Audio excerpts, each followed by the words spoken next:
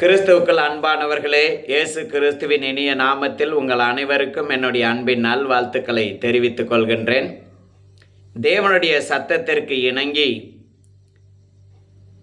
கரம்டடியா என்ற இடத்திலிருந்து நானும் என்னுடைய மனைவியும் என்னுடைய மகளும் சல்மா என்ற இடத்திற்கு காட்டு பாதை வழியாக நடந்து சேர்ந்தோம். அங்கே எங்களுக்கு தங்குவதற்கு ஒரு சிறிய மண் வீடு கிடைத்தது. அந்த வீட்டிற்கு ஜன்னல் இல்லாமல் இருந்தது, சரியான கதவும் இல்லாமல் இருந்தது. அந்த மக்களை பார்த்தபோது அவர்கள் எல்லாருமே குடித்து வெறித்து விபச்சாரம் செய்கிறவர்களாக இருந்தார்கள். சிறு பிள்ளைகளுடைய நிலைமை மிகவும் பரிதாபமாக இருந்தது. அந்த மக்களை எப்படி கிறிஸ்துவுக்குள்ளாக நடத்துவது என்று தெரியாமல் நாங்கள் மிகவும் கஷ்டப்பட்டோம். அந்த கிராம மக்களுக்கு பணத்தை குறித்து அறிவு இல்லாமல் இருந்தது. பண்ட மாற்று முறைதான் அங்கு செயல்பட்டு வந்தது. காடுகளிலே மகுவா என்று ஒரு பூ கிடைக்கும். அந்த பூவை வைத்துதான் சாராயம் காய்ச்சுவார்கள். ஒரு வருஷத்திற்கு சாராயம் காய்ச்சுவதற்கான பூவை தங்களுடைய வீட்டில் வைத்துவிட்டு மீதியை அவர்கள் போய் கடையில் கொடுப்பார்கள்.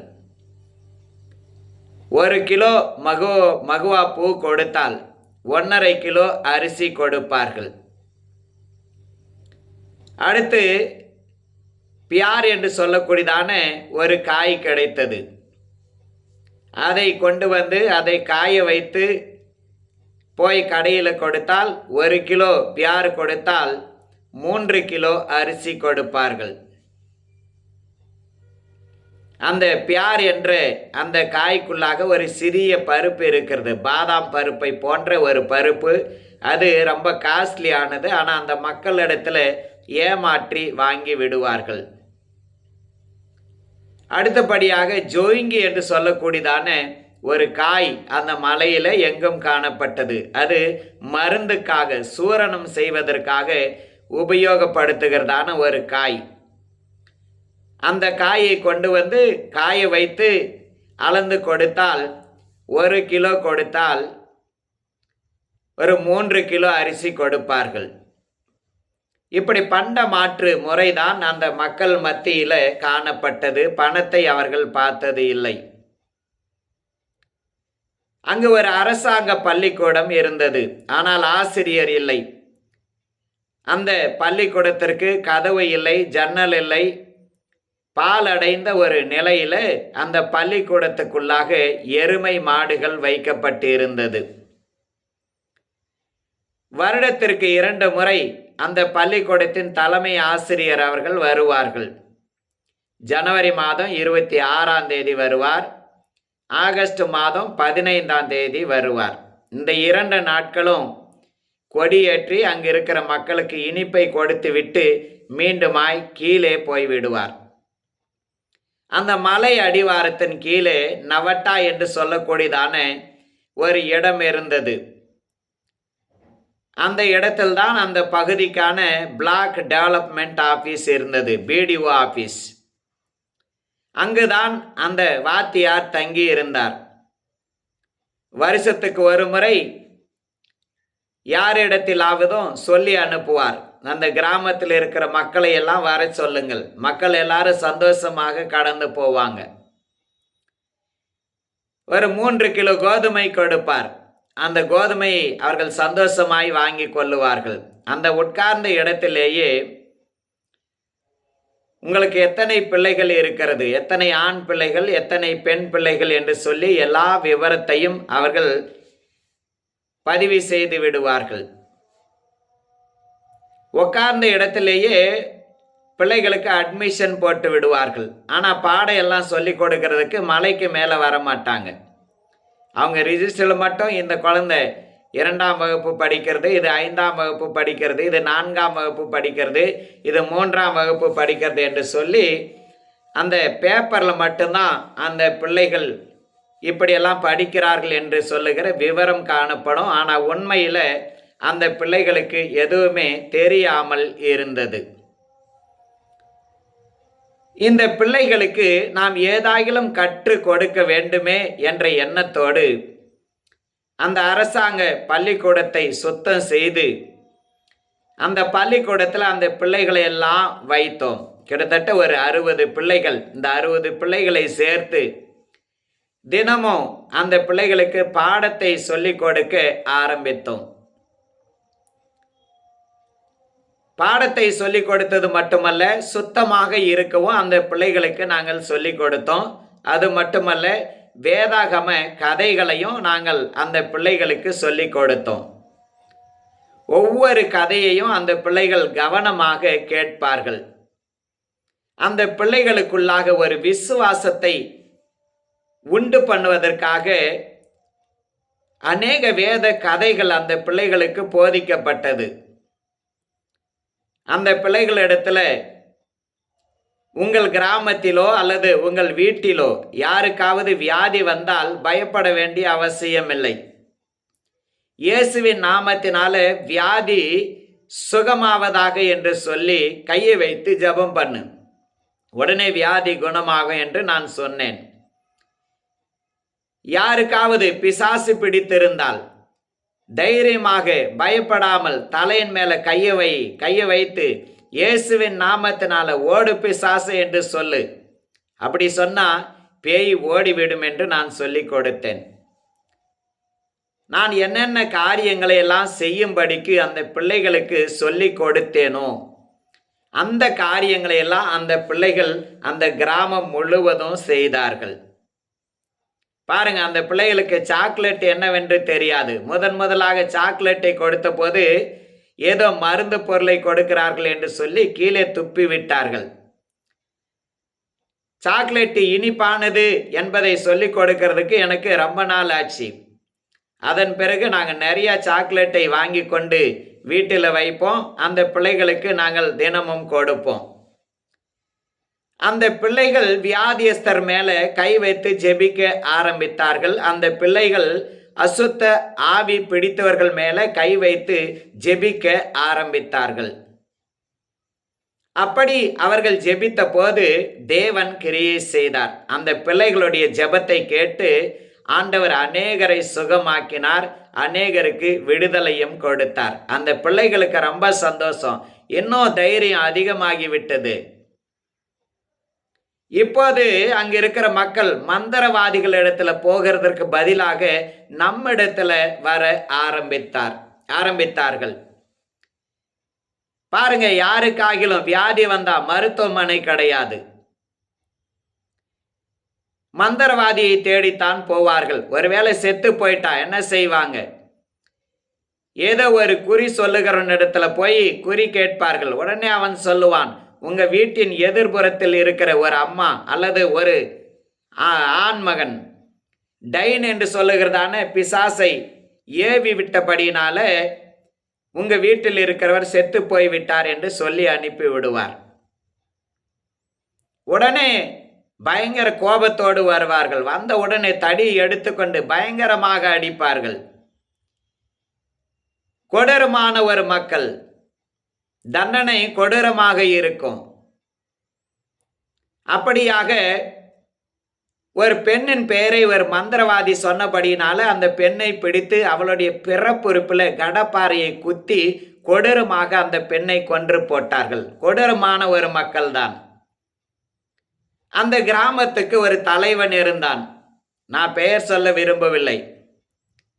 அந்த முழு கிராமத்தையும் அவன் தன்னுடைய கட்டுப்பாட்டுக்குள்ளாக வைத்திருந்தான். எல்லா ஜனங்களும் அவனை பார்த்து பயப்படுகிற அளவுக்கு அவன் அந்த ஜனங்களை தன்னுடைய கட்டுப்பாட்டுக்குள்ளாக வைத்திருந்தான்.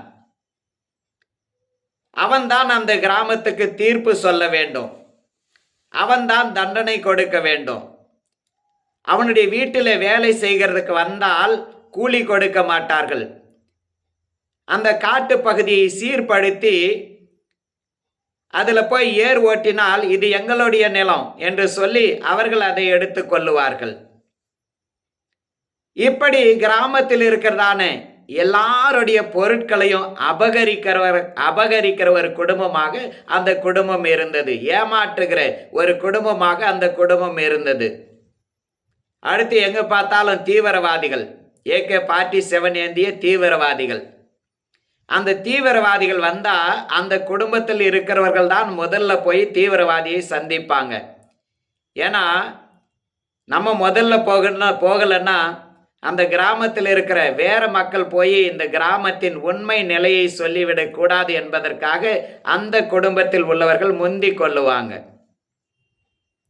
ஆகையினால தீவிரவாதிகளுக்கு கூட இந்த கிராமத்தில் எப்படிப்பட்ட காரியங்கள் நடக்கிறது என்பது தெரியாமலேயே இருந்தது. அந்த மனிதனுடைய தண்டனை மிகவும் கொடூரமாக இருக்கும். ஒருவனை 100 அடி அடிக்க வேண்டும் என்று சொல்லிவிட்டால் 100 அடி அடித்தே ஆக வேண்டும். அவன் சாகிறானோ பிழைக்கிறானோ அதை பற்றி எந்த கவலையும் கிடையாது. ஒரு மனிதனை 100 அடி அடிக்கும் போது அவன் மயக்கம் போட்டு விழுந்து விட்டான், செத்து போய் விட்டான். இவனை போய் எரித்து விடுங்கள் என்று கட்டளை கொடுத்தான். எல்லாரும் எடுத்துக்கொண்டு போனார்கள், விறகுகளை அடுக்கினார்கள். அடுக்கிய விறகின் மேல் அந்த மனிதனை வைத்தார்கள், தீ வைத்தார்கள். தீ அவன் மேல பட்ட உடனே அவன் எழுந்து ஓட ஆரம்பித்தான். ஆனால் அவனை உயிரோடு விடவில்லை. அவனை உயிரோடு இழுத்து கொண்டு போய் அந்த எரிகிற தீயில போட்டு விட்டார்கள். இப்படியாக அந்த மனிதன் செத்து போனான். அதனுடைய தண்டனைகள் கொடூரமாக இருந்தது. அந்த மனிதன் அந்த கிராமத்தில் இருக்கிற எல்லார் மேலும் ஆதிக்கத்தை செலுத்தி வந்தான். என்ன செய்வது என்று தெரியாது. ஒரு பக்கம் ஜனங்கள் நடனம் ஆடினார்கள், இரவு முழுவதும் நடனமாடி விபச்சாரம் செய்தார்கள், குடித்து வெறித்து இருந்தார்கள். இரண்டாவது, பிள்ளைகள் எல்லாம் படிக்கவில்லை. மூன்றாவதாக, மருத்துவமே கிடையாது. என்ன வியாதி வந்தாலும் அவங்க சாகத்தான் வேண்டும், அல்லது மந்திரவாதியின் இடத்துல போய் அங்கு சாகணும். இப்படித்தான் அந்த மலையினுடைய நிலைமை காணப்பட்டது. குடிக்கிறதுக்கு நல்ல தண்ணீர் கிடையாது. அந்த ஓடைகளில் வருகிறதான சிகப்பு நிற தண்ணீர், பச்சை நிற தண்ணீர், கருப்பு நிற தண்ணீர், இந்த தண்ணீரை தான் குடிக்கணும். ஒரு பிப்ரவரி மாதத்துக்கு பிறகு அந்த தண்ணீர் கூட கிடைக்காது. 8 கிலோமீட்டர் தூரம் வேறு ஒரு கிராமத்திற்கு தண்ணீர் எடுக்க போக வேண்டும். அப்படிதான் அந்த கிராமத்தினுடைய நிலைமை காணப்பட்டது. அந்த தண்ணீரில் ஆடு, மாடு, எருமை, பன்றி எல்லாமே வந்து குடிக்கும். தண்ணீரை எல்லாம் கலக்கிவிடும். சிறு பிள்ளைகளும் அதில் குளிப்பார்கள், பெரியவர்களும் அதில் இது பண்ணுவாங்க, மீனெல்லாம் பிடிப்பாங்க. தண்ணீர் எல்லாம் கலங்கிவிடும், நிறமே சேரை போல மாறி இருக்கும். ஆனால் அந்த தண்ணியை குடிக்க வேண்டிய நிலைமை ஏற்பட்டது. ஆகையினால அநேகருக்கு வியாதிகள் ஏற்பட்டது. ஆனால் என்ன வியாதி என்று தெரியாது, செத்து போய் விடுவார்கள். எங்களையும் அநேக வியாதி தாக்க ஆரம்பித்தது. எனக்கு வியாதி, என்னுடைய மனைவிக்கு வியாதி, என்னுடைய பிள்ளைகளுக்கு வியாதி. வியாதிகளுக்கு பஞ்சமில்லை. அடிக்கடி வியாதினால நாங்கள் மிகவும் பாதிக்கப்பட்டோம். பன்றிகளை அந்த மக்கள் அதிகமாக வளர்த்தார்கள். ஆகையினால கொசு பயங்கரமாக இருக்கும். பகல் நேரத்தில் கூட வெளியே உட்கார்ந்தால் கொசு கடிக்கும், காட்டுக்குள்ளாக போனால் கொசு கடிக்கும், எங்கே போனாலும் கொசு கடிக்கும். இந்த கொசு கடிக்கிறபடினால அங்கே மூளை காய்ச்சல் அதிகமாக வரும். ஒரு முறை மூளை காய்ச்சல் வந்தாலே அந்த மனிதன் பிழைக்க மாட்டான், அல்லது ஏதாகிலும் ஒரு உறுப்பு செயல் இழந்து போய்விடும். ஆனால் எனக்கு 20 முறை மூளை காய்ச்சல் வந்திருக்கிறது. கடவுளுடைய கிருபையினால இன்றைக்கு நான் உயிரோடு கூட இருக்கிறேன். ஜாண்டிஸ் வந்திருக்கிறது, மலேரியா வந்திருக்கிறது, டைபாய்டுக்கு கணக்கு இல்லை. இப்படி பலவிதமான வியாதிகள் எங்களை தாக்க ஆரம்பித்தது. எங்கள் கையில் இருக்கிறதான பணத்தை எல்லாம் அந்த வியாதிக்காகவே செலவிட வேண்டிய ஒரு சூழ்நிலை ஏற்பட்டது. எனக்கு வியாதி, அதிலிருந்து மீண்டு வந்தால் என் மனைவிக்கு வியாதி, அவள் மீண்டு வந்தால் அடுத்தது மகளுக்கு வியாதி. இப்படி அதிகமாய் வியாதினால நாங்கள் மிகவும் பாதிக்கப்பட்டோம். அரிசி கிடைக்காது, பருப்பு கிடைக்காது. அந்த சல்மாவிலிருந்து சுட்டியா என்று சொல்லக்கூடியதான ஒரு இடம் 3 மணி நேரம் கீழே இறங்கி போகிறதுக்கு, மேலே ஏறி வர்றதுக்கு ஒரு 3 மணி நேரம். நார்மலாக நடக்கிற மனிதர்களுக்கு தான் இந்த நேரம். ஆனால் மெதுவாக நடக்கிறவர்கள் அல்லது தமிழ்நாட்டிலிருந்து வருகிறவர்களுக்கு எத்தனை மணி நேரம் ஆகும் எங்களுக்கும் தெரியாது, அவங்களுக்கும் தெரியாது. அந்த மலைக்கு கீழே தான் கடந்து போக வேண்டும். எல்லா காரியத்திற்காகவும் மலைக்கு கீழே தான் கடந்து போகணும். ஏதாவது பொருள் வேண்டுமா, அந்த மலைக்கு கீழே தான் நடந்து போகணும். 3.5 மணி நேரம் கீழே இறங்கி போகணும். 3.5 மணி நேரம் மேலே ஏறி வரணும். வியாதிப்பட்டா, எங்களுக்கு வியாதி வந்தால் என்ன செய்வாங்க? இந்த பக்கம் 2 பேர், இந்த பக்கம் 2 பேர் கொம்பு வைத்து கொள்ளுவார்கள். அதில் ஒரு துணியை வைத்து அவர்கள் ஊஞ்சலை போல கட்டுவார்கள். கட்டிக்கொண்டு 4 பேர் சேர்த்து எங்களை இறக்கி இருக்கிறார்கள் பல முறை.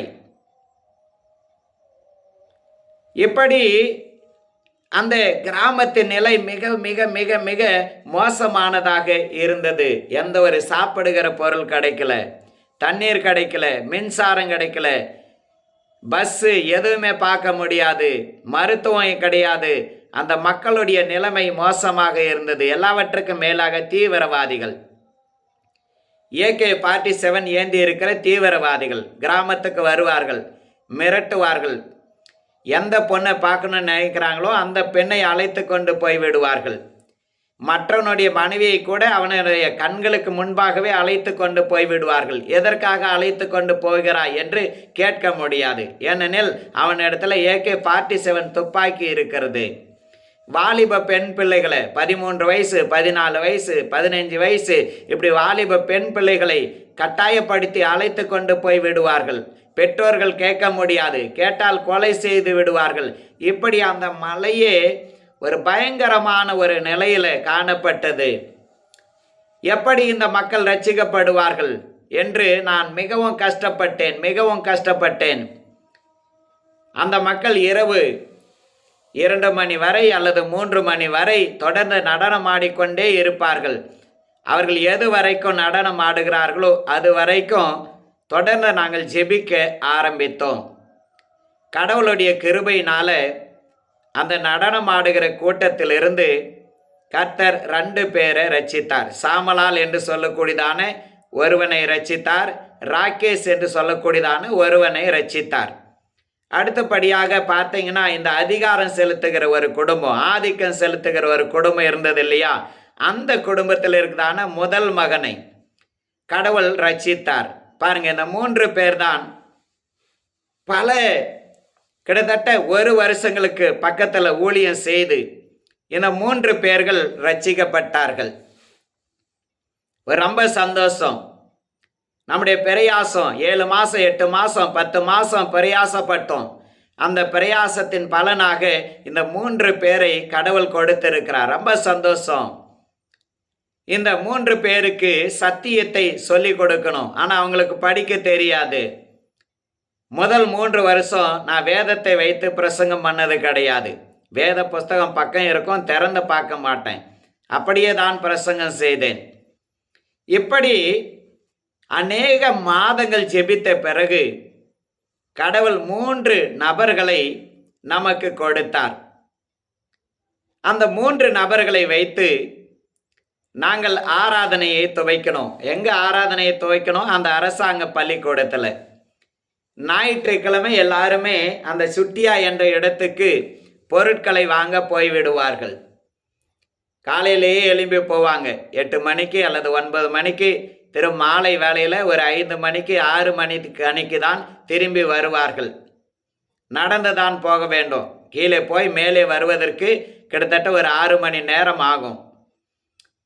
அங்கே வருவாங்க. வந்த பிறகு அவங்க திரும்பவும் சமைக்கணும், சாப்பிடணும். ஆகையினால நாங்கள் ஞாயிற்றுக்கிழமை இரவு தான் அந்த மக்களுக்கு ஆராதனை நடத்தணும். பகல் வேளையில் ஆராதனை நடத்த முடியாது. ஒரு லேண்டனை வைத்து கொண்டு நாங்கள் இரவு நேரத்தில் இந்த 3 பேரை வைத்து ஒரு சிறிய ஆராதனையை துவக்க ஆண்டவர் உதவி செய்தார். அந்த 3 பேரோடு கூட நான், என் மனைவி மற்றும் என்னுடைய குட்டி பாப்பா, இதுதான் எங்களுடைய காங்கிரிகேஷன். பல மாதங்களுக்கு பிறகு இந்த குட்டி காங்கிரிகேஷனை ஆண்டவர் அந்த சல்மா என்ற இடத்துல கொடுத்தார். எங்களுக்கு ஒரு பெரிய சந்தோஷம். ஒரு மனிதன் மனம் திரும்புவதன் நிமித்தமாக பரலோக ராஜ்யத்தில் மிகுந்த சந்தோஷம் உண்டாயிருக்கு என்று ஆண்டவர் சொன்னார். ஆனால் 3 பேர் ஆண்டவர் கொடுத்தார். நாங்கள் சந்தோஷமாக ஊழியம் செய்தோம். கண்களை மூடி ஜெபிக்கலாம். வல்ல பிதாவே, நன்றி சொல்லுகிறோம். இல்லாதவைகளை இருக்கிறவைகளாய் பெயர் சொல்லி அழைக்கிற நல்ல தகப்பன் நீர் சாமி. ஆண்டவரே, நாங்கள் வழி இல்லாமல் அடைக்கப்பட்ட இடத்துல எங்களுக்கு புதிய வழியை திறந்து கொடுக்கிற தேவன் ஆண்டவரே. தொடர்ந்து கேட்கிற ஒவ்வொருவரோடு கர்த்தர் இடைப்படும். இயேசுவின் நாமத்தில் ஜெபிக்கிறோம் பிதாவே. ஆமேன், ஆமேன், ஆமேன்.